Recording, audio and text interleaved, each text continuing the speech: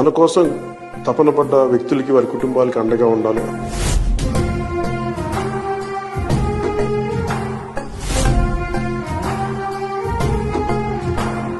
క్షేత్రస్థాయిలో ముఖ్యంగా పోరాట యాత్ర చేస్తున్నప్పుడు చాలా మంది ప్రమాదాలకు గురవడం, తర్వాత వ్యక్తిగతంగా మనకున్న నాయకులు ఆ రోజు నా పక్కన ఉన్న వాళ్ళు సహాయాలు అందించడం, ఇవన్నీ చూసి క్రియాశీలక సభ్యత్వం తీసుకునే సమయంలో వారికి ఏదైనా బీమా పథకం అమలు చేయొచ్చు, దాని మీద సాధ్యాసాధ్యాలు చూడండి అంటే దాదాపు 1,00,000 మంది పైచిలకు అందరికీ కూడా బీమా పథకాన్ని వర్తింపజేశారు.